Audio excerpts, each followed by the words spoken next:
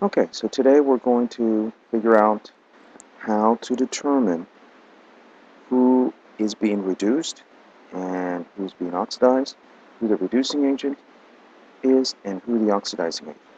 The key to these things is simply going through and figuring out what charge these things have. The first thing you should ask yourself is, who is my spectator ion? Spectator ions are the ions that don't do anything. They remain the same charge. In order for something to be oxidized or reduced, they have to either go up in charge, oxidized, or go down in charge, reduced. So the first thing you do is go through and give everyone their charge. And then you figure out if there's anybody that did not undergo a change in charge. If they did not undergo a change in charge, they are a spectator ion. They're an ion that just looks on and watches to see what is going on between the one that's oxidized and the one that's reduced. So let's look at letter A and let's figure out what the charges of all these things are. Okay, so you see copper here, and copper is part of a, a compound, which means it must either be a positive charge or a negative charge. So if you're part of a compound, you have to have a charge. As you can see here, because nitrate is -1, copper can be either 2 or 1. If there's 2 nitrates, then it must be +2. Iron is by itself. Any element by itself has a charge of 0. In this case, iron is part of a compound. So notice that nitrate is -1. Aha! That tells you something. Nitrate was -1 here. Nitrate is still -1 here. It is your spectator ion. You can cross it out. Now notice it took 2 nitrates in order to cancel out this iron. Iron can be either 2 or 3. Looks like in this case it's 2. And now copper is by itself. Any element by itself has a charge of 0.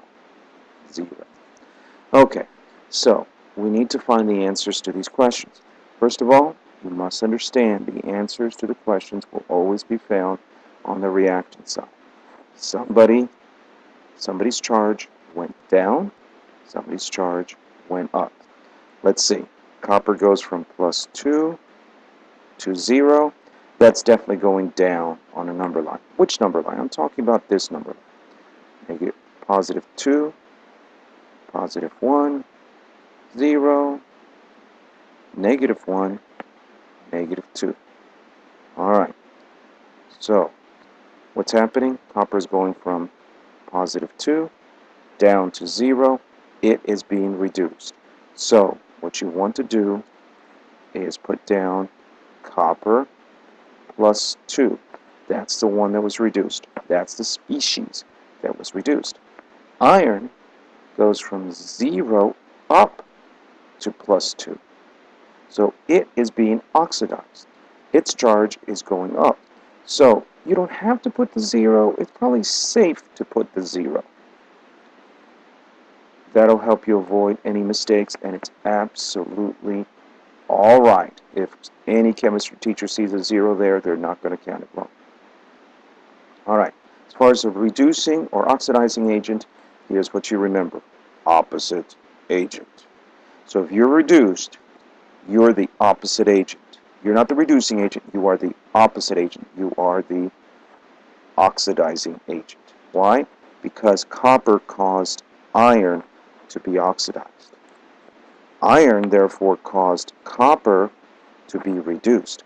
Iron becomes the reducing agent.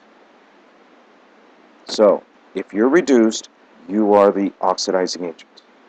If you're oxidized, you are the reducing agent. Alright, wish I could take questions. You're not here, so at least you're not here at my time.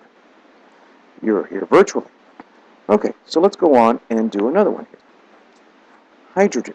This is a brother Huncliffe in its natural state. Hydrogen comes in a twosome. So hydrogen is by itself has a charge of 0. Oxygen is by itself with a charge of 0. Any element by itself has a charge of 0. Okay, if it's part of a compound, then they will have whatever charge the periodic table normally has. So hydrogen's charge normally is +1, oxygen's is -2. Okay, remember, the answers are going to come from right there. Who was reduced? Whose charge went down? Hydrogen went from 0 to +1. That's going up. That's oxidized. Oxygen goes from 0 down to -2.